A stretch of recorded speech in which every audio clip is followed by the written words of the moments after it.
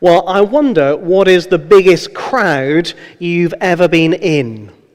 Perhaps you've been to a big football match, and I promise that's the last time I'm going to mention football today, or a concert or a festival. Surrounded by huge numbers of people, it's easy to get lost. And if you are a similar height to me, it can be quite hard to see anything. This morning we're going to spend a few minutes together looking at an interaction that Jesus had with a man called Zacchaeus, who was in a crowd, but who gets to meet the person at the center of the attention one-to-one. As part of our worship here, when we meet here week by week, we take time to open the Bible to seek to understand what it was saying to its first hearers, and also to ask what it might teach us today about faith and life. So even if you aren't used to being here in church with us, I invite you to journey along with us this morning.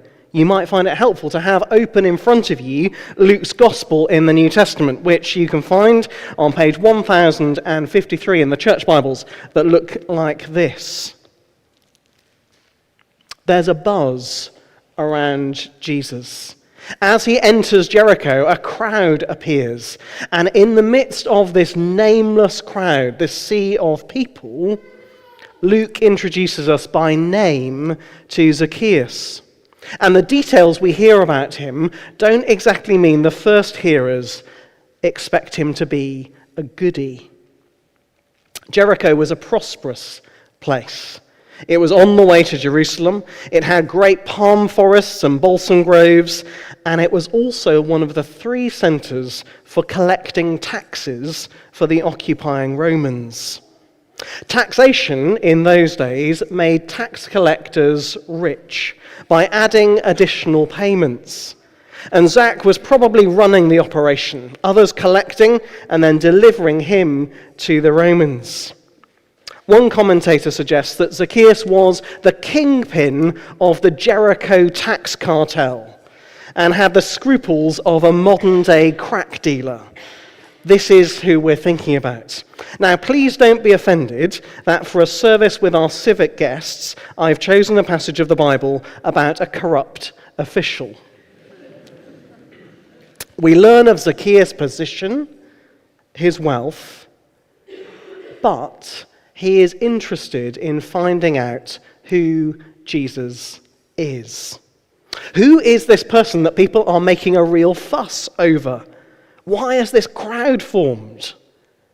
It may be that Zacchaeus has heard the story of the tax collector Levi, who we usually know as Matthew, who has actually left his tax collecting booth and become a follower of Jesus, a disciple. Now, his height means that Zacchaeus is on the edge of the crowd and he can't see what's going on. So in verse 4, he ran ahead and climbed a sycamore fig tree to see him, since Jesus was coming that way. And Zacchaeus gets a bird's eye view of the moving crowd and its central character. Think about the vantage point, like the cameras that are stationed high in Westminster Abbey for the coronation, or the drone rising above the festival crowd. But without the technology, there is a tree to be climbed, and that works. Not the dignified or pompous behavior we might expect from the chief tax collector, from a wealthy man. But Zacchaeus heads up into the tree. And in verses 5 and 6, we read that when Jesus reached the spot, he looked up and said to him, "Zacchaeus, come down. Immediately, I must stay at your house today." So he came down at once and welcomed him gladly. This meeting breaks into Zacchaeus' world. He wanted to see who Jesus was, maybe from a distance. And now Jesus knows his name and is planning on breaking bread with him. Throughout the Gospels, we see a number of responses to meeting Jesus. We see a rich young man go away sad, in love with his possessions. And the man who, on getting face to face with Jesus, decides that that's the time to talk about an inheritance dispute. But instead, he receives a parable and a command to seek first God's kingdom. Zacchaeus, on the other hand, welcomes and receives Jesus with joy. Well, so far, so good, you might think. This is a successful mission. Jesus has come into town. He's singled out someone who will really be able to provide generous hospitality. But in verse 7, we read, all the people saw this and began to mutter. If it was available, there would be posts on Facebook. He has gone to be the guest of a sinner. They're certainly saying, look, this can't be right. There are certain standards expected from a teacher, a holy person like Jesus, and we would much rather he didn't hang out with the swindling, slimy tax collector. So often Jesus is criticized for who he spends time with.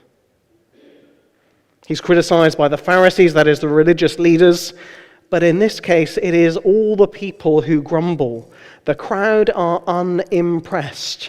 This is the man who has been taking our taxes and just a little bit and a little bit more, which has ended up in his pockets. He works for the occupying Romans. Jesus, what are you doing? But that's not the end of the story. Because in verse 8, Zacchaeus says, look, Lord, here and now I give half of my possessions to the poor, and if I have cheated anyone out of anything, I will pay back 4 times the amount. Meeting Jesus has changed Zacchaeus' priorities. So for those when he had taken more than he should, he will pay back, going above the spirit of the law set out in what we now call the Old Testament. More striking in his determination is to give away half of his possessions to the poor. This meeting with Jesus is financially costly. What is Jesus' verdict of the transformation and action that Zacchaeus has taken? Well, in verses 9 and 10, Jesus says this to Zacchaeus and to the crowd around him. Today, salvation has come to this house, because this man too is a son of Abraham. For the Son of Man came to seek and save the lost. This is surely a rebuke to that crowd, a call to see a life transformed by meeting Jesus. And notice the pattern: an interest in who Jesus is, an encounter with Jesus, that is, time with Jesus, and then flowing out, seeking to live a new life, a new way. Jesus doesn't say to Zacchaeus, sort your life out, repay what you've taken, start a charity, go on a pilgrimage, and then, and only then, I will think about spending some time with you. Rather, meeting Jesus transforms lives. So what does it mean to be lost? Sometimes when we are trying to find a new place, we might be lost before we realize. Last month, Kate and I were on holiday driving around Extremadura, and one day we'd planned a trip to a vineyard. The instructions warned us that the last few kilometers were farm tracks. So I was surprised that the place was loaded into the sat-nav. And turning off the main road onto the track, we drove past gateposts, clearly with the name of the winery written either side of the entrance. After a couple of bumpy kilometers, a building came into view. The sat-nav was still happy, but there was no obvious signs of life. Pulling into a courtyard, we saw absolutely no people around, just 3 rather friendly dogs. Then someone appeared to tell us it was just around the corner. And so we drove, ending up in an agricultural yard. And now another man appeared and explained to Kate, being the Spanish speaker, that what we wanted was on the other side of the valley. We thought we were fine, but we were lost, disconnected from where we were meant to be. And the options were drive back the way we'd come along the dirt tracks, or head down shorter tracks across a small riverbed.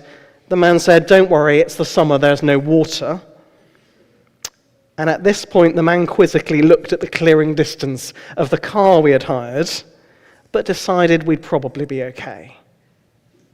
So after being shown, and after being told that we were lost, we were directed to the correct location.